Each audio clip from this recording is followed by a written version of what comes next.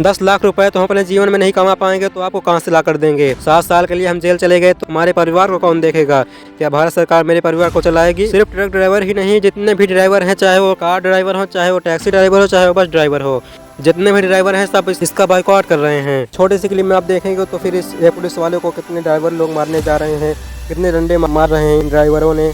और इसी तरह के हड़ताल अगर हमारे देश में होंगे। भारत में 80 लाख से ज़्यादा ट्रक ड्राइवर हैं जो हर दिन ज़रूरत का सामान एक शहर से दूसरे शहर तक ट्रांसपोर्ट करते हैं ताकि हमें हमारी ज़रूरत की चीज़ें हमें आसानी से मिल सके। अब आप इमेजिन करो कि आपको पेट्रोल, सब्जी, फल और कई चीज़ें हैं जो कि घर बनाने के मटेरियल जैसे मोरंग, गिट्टी, सीमेंट, लोहा, सरिया और भी कई चीज़ें हैं जो कि बिहार, बांदा, झांसी, मुरादाबाद आदि शहरों से दूसरे शहरों तक ट्रक से ही पहुंचाया जाता है। मतलब ये सब बताने का पर्पस यही है कि 80 लाख ड्राइवर अपना हाथ खड़ा कर दे तो क्या होगा। और सबसे ज़्यादा फर्क तो ओला और उबर टैक्सी वालों पर पड़ेगा, क्योंकि जितने भी ओला ड्राइवर हैं सब लोग ड्राइविंग छोड़कर घर चले आ रहे हैं।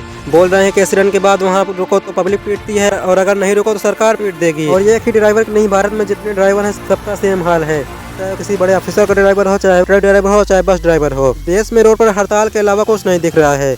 और तो और कई शहरों में पेट्रोल भी नहीं मिल रहा है, क्योंकि जब ड्राइवर लोग अब ट्रक चलाएंगे ही नहीं तो पेट्रोल कहां से आएगा। देश में सिर्फ ड्राइवरों को ही नहीं, इस देश में 140 करोड़ जनता को इस पर फर्क पड़ने वाला है, क्योंकि सब्जी भी अपना रफ्तार पकड़ ली है। मटर जहां 30 रुपए किलो बिकती थी अब 50 रुपए किलो हो चुकी है।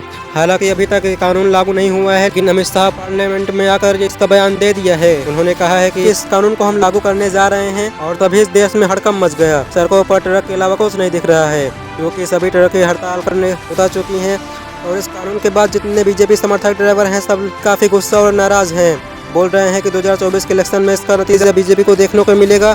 जितने भी ड्राइवर हैं सब बीजेपी मुर्दाबाद के नारे लगा रहे हैं।